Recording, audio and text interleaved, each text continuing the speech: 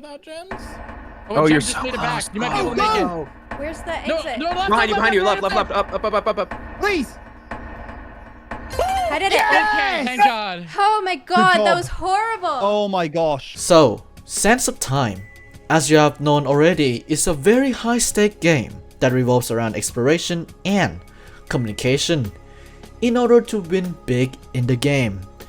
Now, as it is a communicative game, there are various strategies and meta that are used throughout the game's lifespan.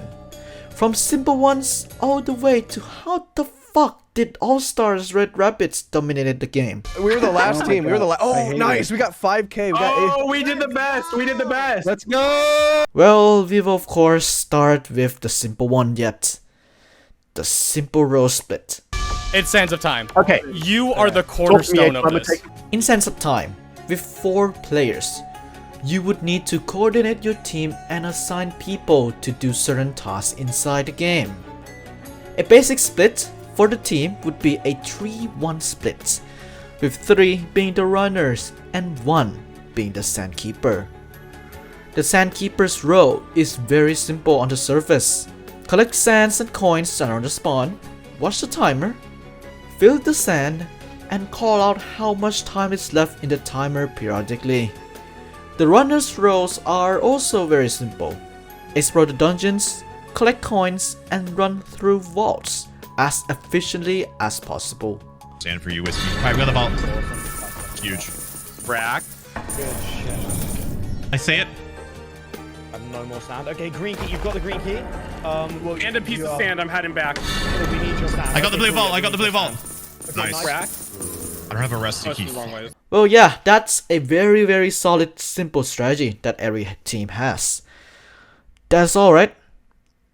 Well, not quite yet. Throughout the lifespan of the game, these roles are either much more dynamic or expanded throughout. Focusing on Season 2, with the introduction of the vault indications as well as sand sacrifices, these changes would change how the game is run from the beginning all the way to the end. Firstly, there is a saying that you should know by now. Blue vault first. That's right, the first strategy is to go for blue vaults first. Right away, one person goes directly under spawn, collect the blue key, and spin through the blue vault path.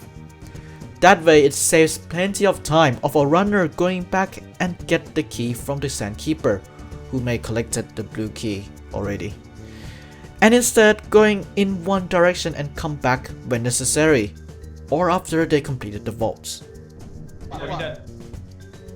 That's good. I found blue vault. Blue vault. Blue vault. Blue vault. There's still some sand up here near me. Okay. Aside from that, we might want to take a step back to what I said earlier. Well, remember that basic split that is the 3-1 split? Well, not anymore. In modern Sands of Time, the roles should be very much dynamic. Instead of just a static one sandkeeper, why not make it 2 and have them switch places multiple times throughout?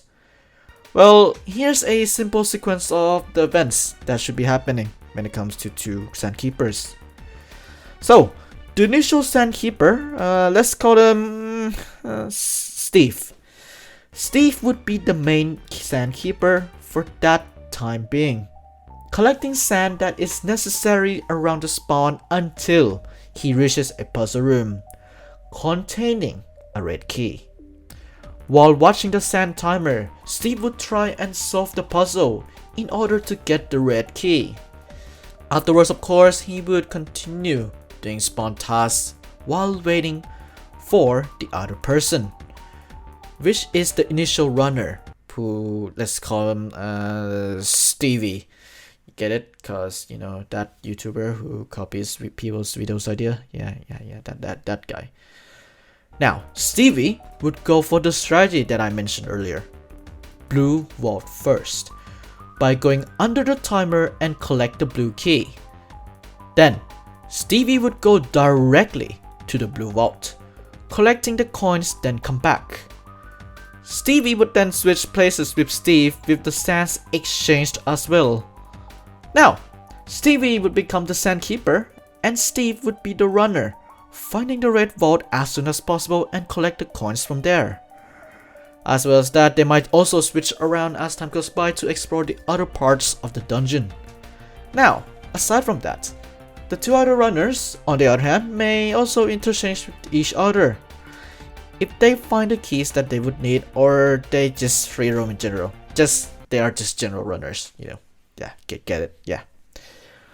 Of course, this strategy is pretty much an ideal one in a perfect vote.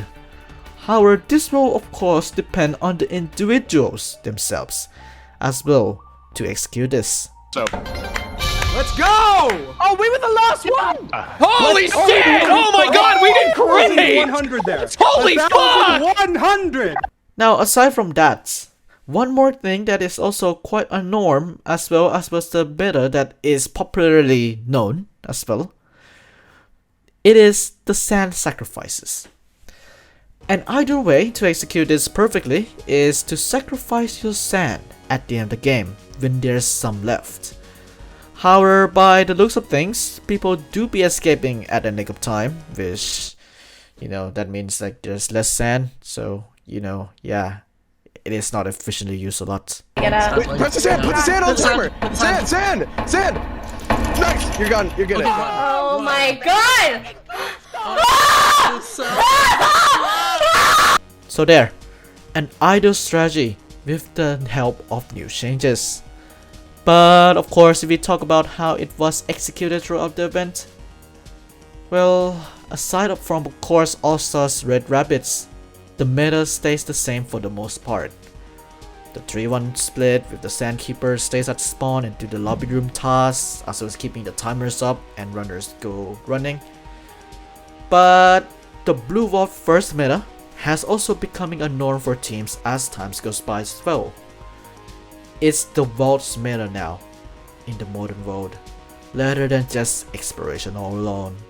With that being said, Sands of Time is a very interesting game with risk and reward assessment and such.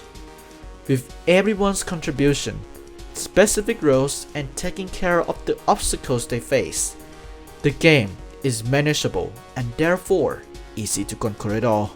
Or if it all fails, well, you have to be locked in.